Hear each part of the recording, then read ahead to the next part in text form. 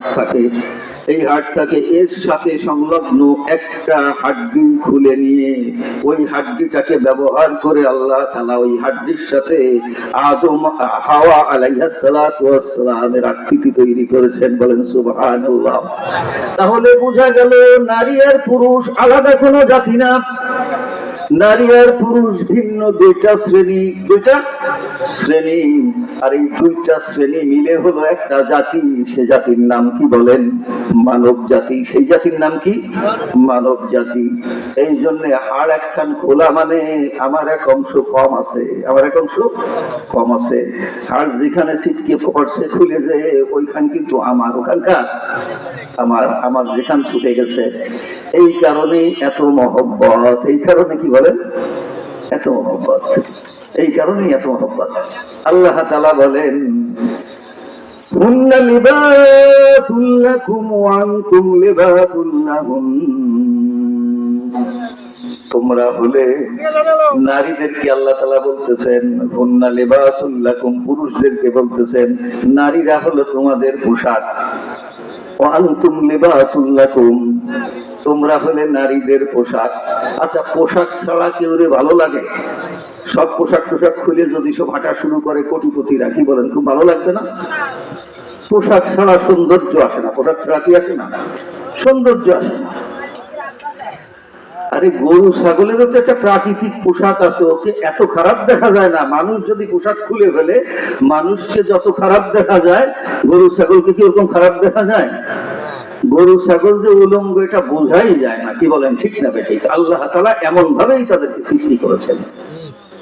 আল্লাহু আকবার। এই জন্য মানুষের পোশাক পরা লাগবে, লাগবে কি লাগবে না? আবার বর্তমানে আধুনিক যুগে এখন তারা চেষ্টা করতেছে যে আমরা আবার গরু ছাগল হতে পারি কি না, প্রতিযোগিতা চলতেছে পোশাক খাটো করতে করতে, খুলতে খুলতে, টানতে টানতে। হ্যাঁ, একদম মনে হচ্ছে যে আমরাও যাতে গরু ছাগলের মতন হয়ে যেতে পারি। পরিস্থিতিটা এইরকম দাঁড়াইছে কিনা বলেন? এইরকমই দাঁড়াইছে। কোন সময় একেবারে টাইট করতে করতে চামড়া অ্যালার্জি হয়ে ঘা হয়ে গেছে। আবার ধুলা করতে করতে হাটে বাজারে যদি এরকম ধুলা পোশাক পরে চলে, হঠাৎ করে পকেট মার দিয়ে পলায়ও থাকতে পারে। এত ধুলা বানানো শুরু করছে, কি বলেন ঠিক না ঠিক? মানে কোনো মাথার কোনো ঠিক নাই। যদি নাকি দিন না থাকে, ঈমান না থাকে, আসমানি ইলম যদি না থাকে, তখন মস্তিষ্ক স্থির থাকে না। আলা বিযিকরিল্লাহি তাতমাইন্নুল কুলুব, আলা বিযিকরিল্লাহি তাতমাইন্নুল কুলুব। আল্লাহ বলেন জেনে রাখো, আল্লাহর জিকির দিয়ে যদি অন্তরটাকে শান্ত করতে না পারো, দুনিয়ার কোনো ফ্যাশন দিয়ে অন্তর শান্ত হবে না। এক সময় ল্যাংটা ফ্যাশন বানাবা, এক সময় ডাইন হাত কাটা ফ্যাশন, এক সময় বাম হাত কাটা ফ্যাশন, এক সময় গরু চোরের মতো চুল কাটা ফ্যাশন, এক সময় শিয়ালের বিলাজের মতন চুল কাটা ফ্যাশন। কি বলেন ঠিক না বেঠিক? মন কখনো স্থির হবে না। তুমি যদি মুহাম্মদুর রাসূলুল্লাহ সাল্লাল্লাহু আলাইহি ওয়াসাল্লামের সুন্নতকে আঁকড়ে ধরতে পারো, তাহলে তোমার মনের মধ্যে কোনো অশান্তি থাকবে না, স্থির হয়ে যাবে। কি হয়ে যাবে? স্থির হয়ে যাবে। ইসলাম চির আধুনিক। ইসলাম কি বলেন? চির আধুনিক। কোনোদিন পুরানো পুরানো হয় না। যে ফ্যাশন পুরানো হয়ে যায় ও আবার আধুনিক হয় কি করে? 6 মাস আগে যেটা ছিল 6 মাস পরে সেটা নাই। যা সব সময় পুরনো হতে থাকে, তাহলে ওর কোনো আধুনিকতা আসলে নাই। যেটা কখনো পুরাতন হয় না সেটাই আধুনিক। সেটাই কি? আধুনিক। আসমান আধুনিক। আসমান কি? আধুনিক। আধুনিক। সূর্য আধুনিক। সূর্যের পরিবর্তন আছে নাকি বলেন? যে 1.5 ইঞ্চি কমে গেছে? কমে নাই। গত বছর আজকে কয় তারিখ বলেন? 25 তারিখ। গত বছর 25 তারিখের দিন একটু লম্বা ছিল আজকের চিতে। কোটি কোটি বছরের মধ্যে কোনো পার্থক্য আসে নাই। তাহলে বোঝা গেল এই সূর্যটা চির আধুনিক বানাইছে আল্লাহ। কি বলেন ঠিক না ঠিক? আরে ভাই, পরিবর্তন নাই। যে কথা বলছিলাম, আম্মাজান হাওয়া আলাইহিস সালাতু ওয়াস সালাম, আব্বাজান আদম আলাইহিস সালাতু ওয়াস সালাম, দুইজনকে সৃষ্টি করে জান্নাতের মধ্যে রাখলেন। জান্নাতের মধ্যে থাকলেন কয়জন? দুইজন। দুইজনই তো থাকলেন। দুনিয়াতে আসলেন কয়জন? দুইজন। তাহলে পুরুষ ছাড়া নারী চলে না, নারী ছাড়া পুরুষ চলতে পারে না। কি বলেন ঠিক নেবে ঠিক? পুরুষের বিরুদ্ধে নারী স্লোগানের সুযোগ নাই, কপাল পুড়ে যাবে। আর নারীর বিরুদ্ধে পুরুষের স্লোগানের সুযোগ নাই, কপাল পুড়ে যাবে। কি বলেন, ঠিক না বেঠিক? তুমি কার বিরুদ্ধে স্লোগান দাও? তোমার মার বিরুদ্ধে। তুমি কার বিরুদ্ধে স্লোগান দাও? তোমার বউর বিরুদ্ধে। বউ না হলে সন্তান বাবা কোথায়? কি বলেন, ঠিক না বেঠিক? তুমি কার বিরুদ্ধে স্লোগান দাও? তোমার বোনের বিরুদ্ধে। অতএব বোঝা গেল নারী পুরুষের সম্পর্ক ভালোবাসার সম্পর্ক। কিসের সম্পর্ক? ভালোবাসার সম্পর্ক। এমন একখান হাড্ডি দিয়ে বানাইছে যে হাড্ডি খান হার্টের পাশে। যে হাড্ডি খান কোথায়? হার্টের পাশে। এই জন্য বউ একটা বিয়ে করে আনার পরে অনেক সময় ওই পুরুষ সন্তানের বাড়ির মানুষগুলো মনে করে বউ তো আমার চাকরানি। বউ কি আমার চাকরানি? ব্যাপারটা এমন না। আমাকে ভাবতে হবে আমার মেয়েটাও তো আর এক ঘরে বউ হয়ে যাবে। কি বলেন, ঠিক না বেঠিক? আমার মেয়েটাও তো আর এক ঘরে বউ হয়ে যাবে। শাশুড়ি বিটি চিন্তা করে, হায় হায়, আমি তো জামাই একটা পাইছি, এরে কিনে ফেলতে হবে। অমুক জায়গার হুজুরের কাছ থেকে তদবির আনতে হবে, আয় রোজগার ভালো আছে, সব জন্য আমারে দেয়, সব জন্য আমারে দেয়। ও বাবা, তোমার ছেলেটা যদি আর একজনের মেয়ে বিয়ে করার পরে যদি ওই শাশুড়ির পাগল হয়, তাহলে তোমার তো কাঁদতে কাঁদতে চোখ দিয়ে রক্ত ঝরা শুরু হবে। কেন তুমি এটা চিন্তা করো না? কি বলেন, ঠিক না বেঠিক? বুঝতে হবে, ইসলাম মানতে হবে, প্রত্যেকের হক প্রত্যেককে বুঝে দিতে হবে। আতি কুল্লাযী হাক্কিন হাক্কাহু, প্রত্যেকের যাকে যে স্তরে রাখা দরকার তাকে সেই স্তরেই রাখতে হবে। ইসলাম এটাই শিখাইছে। ইসলামে বাড়াবাড়িও নাই, ছাড়াছাড়িও নাই, বাড়াবাড়িও নাই, কুমাকুমিও নাই। আচ্ছা, আদম আলাইহিস সালামকে রাখলেন, হাওয়া আলাইহিস সালামকে রাখলেন। এখন আল্লাহ তাআলা আদম আলাইহিস সালামের দিলের মধ্যে এমন একটা ভাব সৃষ্টি করলেন। প্রথমে তো আদম আলাইহিস সালামকে ঢুকাইছেন, হাওয়া আলাইহিস সালামকে বানান নাই তখনও। কিন্তু জান্নাতের সব নিয়ামত পাওয়ার পরেও কেমন যেন একটা খালি খালি লাগে, কেমন যেন একটা কি যেন নাই নাই ভাব, কি যেন নাই নাই ভাব। এই ভাবটা সৃষ্টি করলেন যিনি, তিনি কে? তিনি হলেন আল্লাহ। জোরে বলেন, তিনি কে? আল্লাহ। এই ভাবটা তো কত একটা মধুর ভাব। কি বলেন, ঠিক কিনা? কি যেন নাই। বাড়ি আছে, গাড়ি আছে, বাদশাহী আছে, ইন্ডাস্ট্রি আছে, কলকারখানা আছে, সব আছে, কি যেন নাই, কি যেন নাই। এরকম একটা ভাব। যিনি ভাব সৃষ্টি করছেন তিনি জানেন কি জানেন না? ভাব তো তিনি সৃষ্টি করছেন। ভাবটা কেন সৃষ্টি করছেন? তোর দিলের মধ্যে কি যেন নাই নাই ভাব সৃষ্টি হবে, আর আমি তোর রব, আমি সাথে সাথে জান্নাতের মধ্যে তোকে সেটা পূরণ করে দেব। বলেন সুবহানাল্লাহ। পূরণ করে দিলেন, পূর্ণ হয়ে গেল। কি হয়ে গেল? পাশে দেখেন যে আম্মাজান হাওয়া আলাইহিস সালাতু ওয়াস সালাম, জীবন সঙ্গিনী, দুইজনে আরামের সাথে বসবাস করতেছেন। কোনো কিছুর অভাব আর নাই। সব তো আছে, কিন্তু একটা ছিল না, সেটাও আল্লাহ তাআলা দিয়ে দিয়েছেন। এখন কোনো কিছুর অভাব নাই। এখন এখানে আল্লাহ তাআলা একটা পরীক্ষা নিলেন। সেখানে কি নিলেন? পরীক্ষা নিলেন। সব কিছুই ভোগ করো,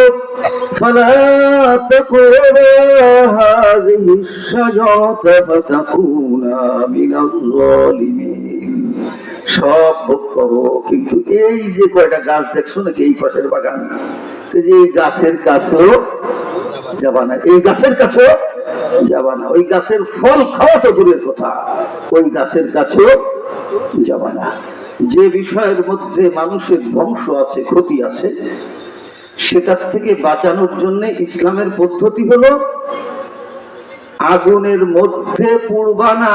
এ কথা বলে না যে আগুনের কাছেও যাবা না, আগুনের কাছেও যাবা না। কুমিরের পেটে ঢুকবা না, শুধু তাই না, কুমিরের মুখের কাছেও যাবা না। আরে জেনা করবা না, তাই না, জেনার কাছেও যাবা না, জেনার কাছেও যাবা না। জেনার কাছে যাওয়ার জন্য আগে লাগে দুইটা চোখ। কি লাগে? দুইটা চোখ লাগে। চোখ দিয়ে দেখতে হয়। চোখ দিয়ে কি করতে হয়? দেখতে হয়। জেনার কাছেও যাবা না, জেনার কাছেও যাবা না।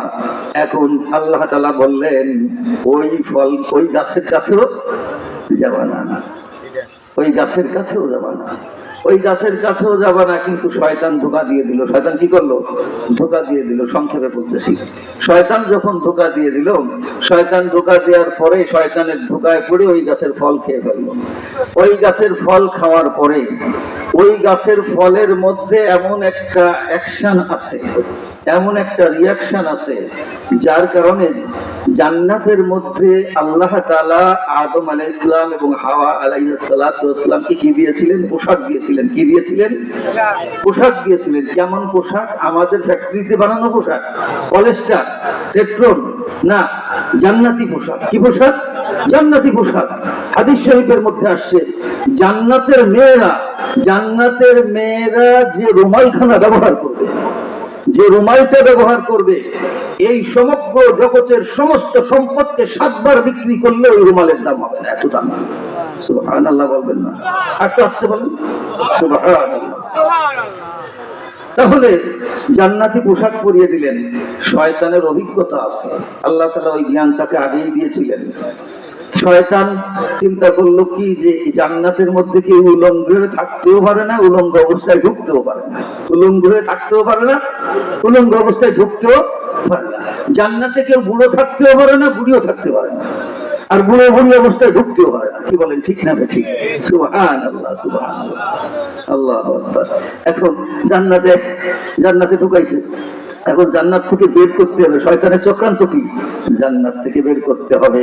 জান্নাত থেকে বের করার একটা মক্কম চক্রান্ত হলো জান্নাতি পোশাক খুলে ফেলতে হবে। যদি আমি বলি আদম তোমার জামাটা খুলে ফেলো, লুঙ্গি কান খুলে ফেলো, খুলবে না? খুলবে না। যদি বলা হয় হাওয়া তোমার জামা গেঞ্জি সব খুলে ফেলো, তাও খুলবে না। এটা তো জানি, কিন্তু জানা আছে জান্নাতি পোশাকের বোতাম নাই, চেন নাই, কোনো কিছু নাই। এটা অটো। এটা কি? অটো, আল্লাহর পক্ষ থেকে দেওয়া। অতএব শয়তান জানে যে ওই গাছের ফল যদি খায়, তাহলে এমনি এমনি কি হয়ে যাবে? পোশাক খুলে যাবে। ওই গাছের ফল ভক্ষণ করার সাথে সাথে পোশাক খুলে গেল। কি হয়ে গেল বলেন? পোশাক খুলে গেল। লজ্জায় আম্মাজান আব্বাজান আদম আলাইহিস সালাতু ওয়াস সালাম, আম্মাজান হাওয়া আলাইহিস সালাতু ওয়াস সালাম জান্নাতের বড় বড় পাতাওয়ালা গাছ থেকে পাতা ছিঁড়ে শরীরের লজ্জা ঢাকা শুরু করে দিলেন। আল্লাহ বললেন, আদম করলি কি রে? কি বললাম? আমার কথা মানলি না? বলি নাই যে শয়তান তোদের শত্রু? শয়তান কি? তোদের শত্রু। ওর কথা কেন শুনলি? শয়তান তো কসম খেয়ে বারবার কসম করে ধোঁকা দিছে, বারবার কসম করে ধোঁকা দিছে। কথা বলার, এই কথা শোনার সাথে সাথে আম্মাজান এবং আব্বাজান দুইজনে মিলে সাথে সাথে তওবা করলেন। কি করলেন বলেন? তওবা করলেন। কি বলে তওবা করছিলেন? তওবাটা একটু পড়েন তো।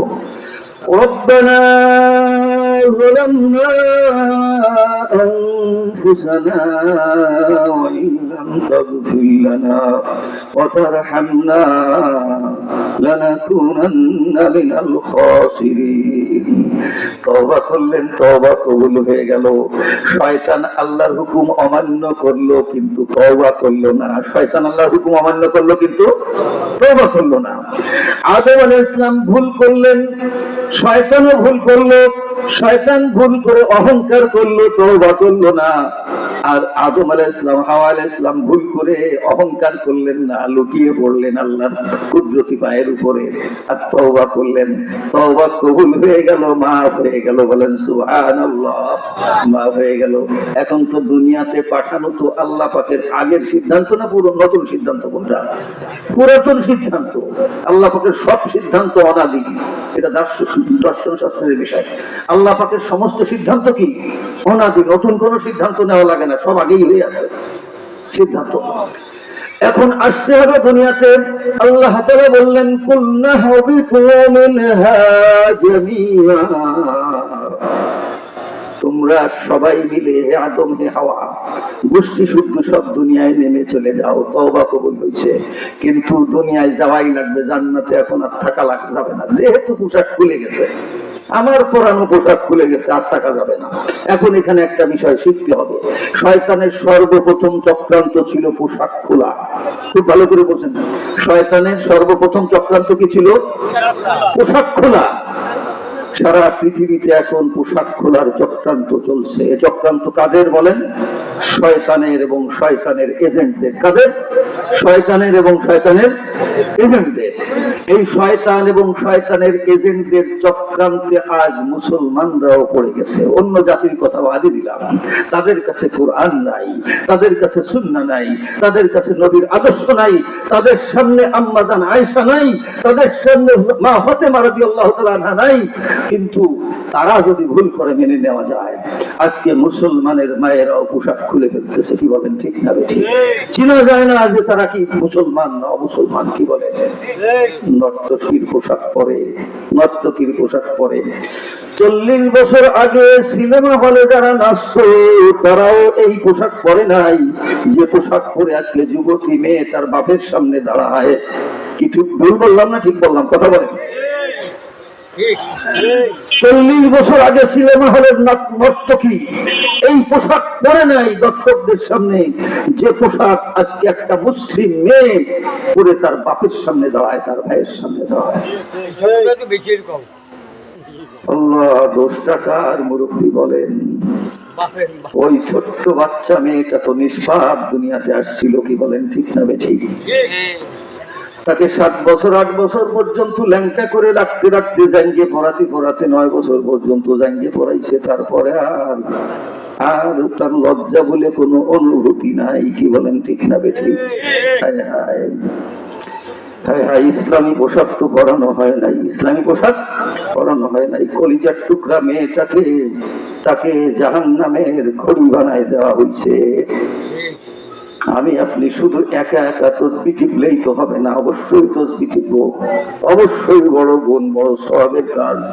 কিন্তু ওই ছেলে মেয়েগুলো তো বলবে, আল্লাহ রব্বানা আরিনাল্লাযীনা আযাল্লানা মিনাল জিন্নি ওয়াল ইনসি নাজআলহুমা তাহতা আকদামিনা লিয়াকুনা মিনাল আসফালিন।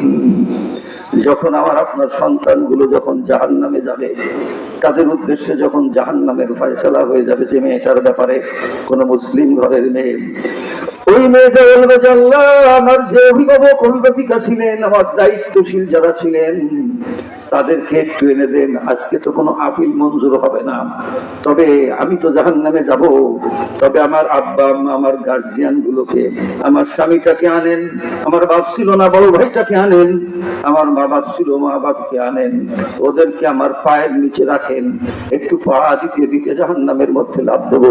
নাউযুবিল্লাহ। যদি দুনিয়ার কোনো লেখাপড়ায় ঘাটতি হয়েছে, কোনো সমস্যা নাই। আমাকে দুনিয়াতে দামি বানানোর জন্য আমার মা বাবি তো উলঙ্গ করছিল। যত উলঙ্গ থাকবি তত আধুনিক হবি, তত ভালো টাকা আলা জামাই পাওয়া যাবে। কি ঠিক বললাম না ভুল বললাম? হায় হায় হায় হায়, কোথায় আছি আমরা ভাই? যখন আল্লাহু আকবার জান্নাত থেকে বের হয়ে আসলেন, দুনিয়াতে আসলেন, দুনিয়াতে আসার সময়, দুনিয়াতে আসবেন, এখনো বের হন নাই, অর্ডার হয়ে গেছে বের হন, কিন্তু দুনিয়াতে আসবেন ঠিক এমনি মুহূর্তে মাথায় দুশ্চিন্তা ছেয়ে গেল। একটা সন্তান যদি বাপের ঘরে লালন পালনাধীন থাকে, বাপ জামা দেয়, কাপড় দেয়, খাবার দেয়, যা চাই তাই দেয়, কি বলেন? হঠাৎ করে বাপ যদি বলে যে তুই আমার ঘর থেকে বের হয়ে যা, এই ঘরে থাকতে পারবি না, নিজে কামাই করে খা, দুশ্চিন্তা আসবে কি আসবে না? জান্নাত তো এমন জায়গা, যে জায়গা অশান্তির কোনো বালাই নাই। সেই জান্নাত থেকে যখন দুনিয়ায় পাঠাচ্ছেন, দুনিয়াতে আসার সময় এখন কি দুশ্চিন্তা আসবে কি আসবে না? ভয় হবে কি হবে না? ভয় হবে, দুশ্চিন্তা হবে। তখন আদম আলাইহিস সালাম, আম্মা জান হাওয়া আলাইহিস সালাতু ওয়াস সালাম, ভয় আসলো, দুশ্চিন্তা আসলো, আল্লাহ তাআলা অভয় দিলেন। আল্লাহ তাআলা কি করলেন? এখানেই আমার শিখার বিষয়। আমার আল্লাহ তাআলা কি করলেন? অভয় দিলেন। কি দিয়ে অভয় দিলেন? যে তোমাদের কাছে একটা জিনিস দিয়ে দিচ্ছি, এই জাদুর কাঠি কাছে রাখলে কোনো ভয় নাই। জাদুর কাঠি কাছে রাখলে কি নাই? কোনো ভয় নাই। সেই জাদুর কাঠির নাম কি বলেন? فَإِمَّا يَأْتِيَنَّكُم مِّنِّي هُدًى فَمَن تَبِعَ هُدَايَ فَلَا خَوْفٌ عَلَيْهِمْ ولا هم يحزنون দুনিয়াতে তো যাওয়াই লাগবে আমার অর্ডার অনাদি সিদ্ধান্ত। তবে শুনে রাখো, তোমরা তোমার পরবর্তী বংশধর যতকাল তোমরা দুনিয়াতে বসবাস করবে, আমার পক্ষ থেকে দুনিয়াতে বসবাসের নিয়ম নীতি নাজিল করা হবে। কথা বুঝছেন? যে নতুন রাষ্ট্রে যাচ্ছ, ওই রাষ্ট্রের নিয়ম কানুন শিখাই দেওয়ার জন্য আমি কিতাব নাজিল করব। কি নাজিল করব? কিতাব নাজিল করব, সহিফা নাজিল করব। শুধু কিতাব নাজিল করব না, ওই কিতাবের উপরে পিএইচডি করা লোকও নাজিল করব। তাদের নাম কি বলেন? আম্বিয়া আলাইহিমুস সালাতু ওয়াস সালাম। তাদের নাম কি বলেন? আম্বিয়া আলাইহিমুস সালাতু ওয়াস সালাম। নবীদেরকে পাঠাবো, কিতাব পাঠাবো। فَإِمَّا يَأْتِيَنَّكُم مِّنِّي هُدًى فَمَن تَبِعَ هُدَايَ فَلَا خَوْفٌ عَلَيْهِمْ।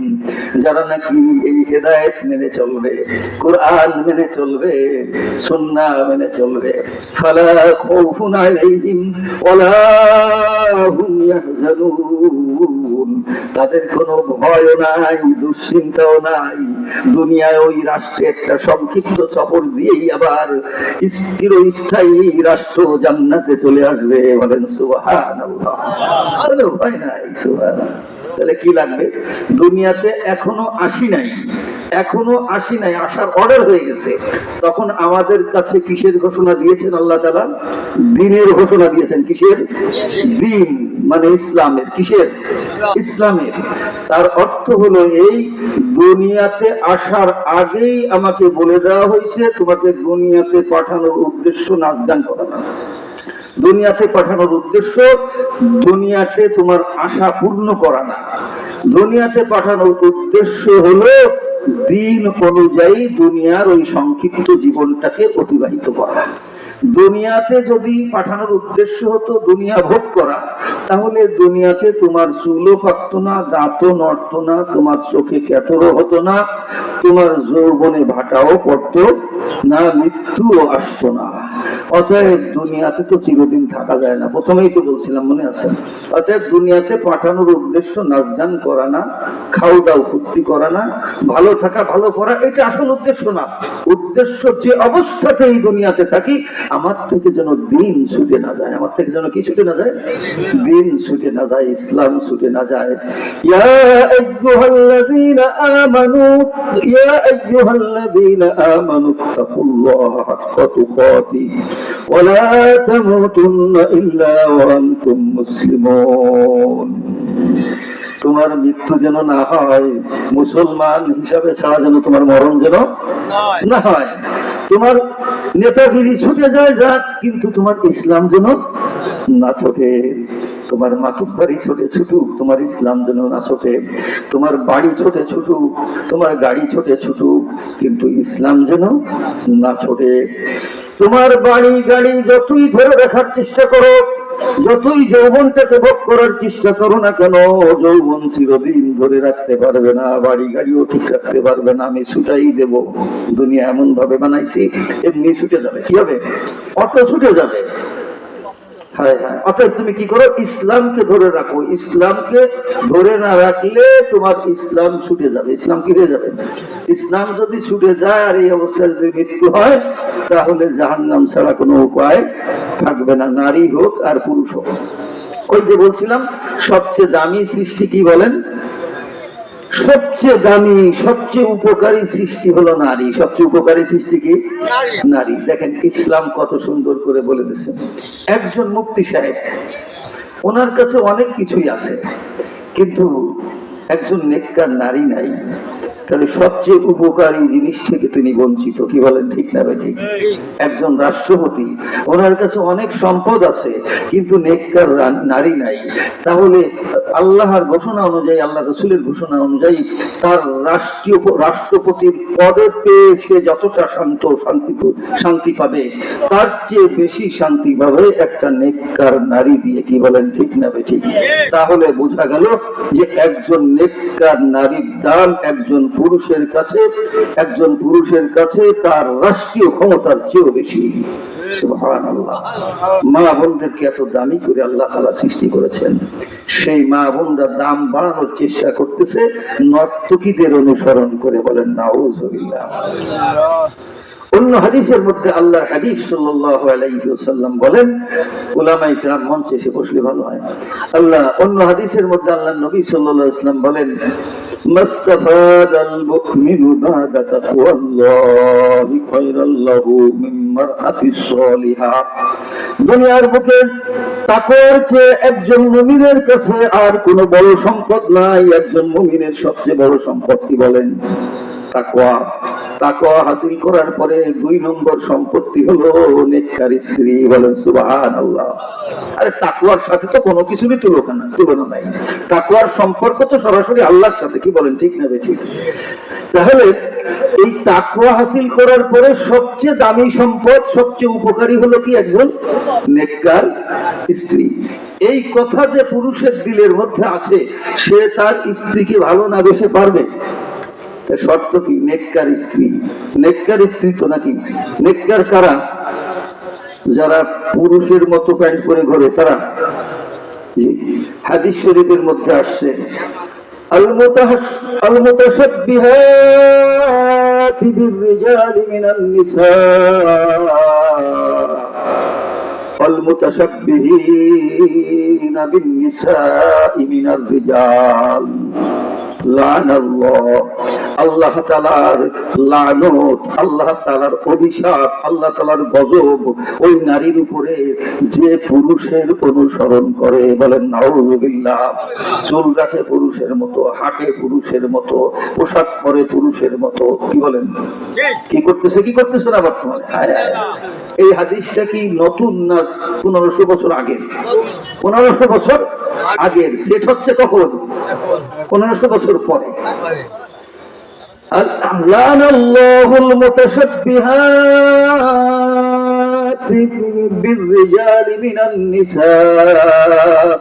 যে সমস্ত নারীরা নারীদের মধ্য থেকে যারা পুরুষের সাথে মুসাবা রাখে, তাসবি দেয়, অনুকরণ করে, অনুসরণ করে, পুরুষের মতন রং গ্রহণ করে, তাদের উপরে আল্লাহর গজব, আল্লাহর লানত। বলেন নাউযুবিল্লাহ।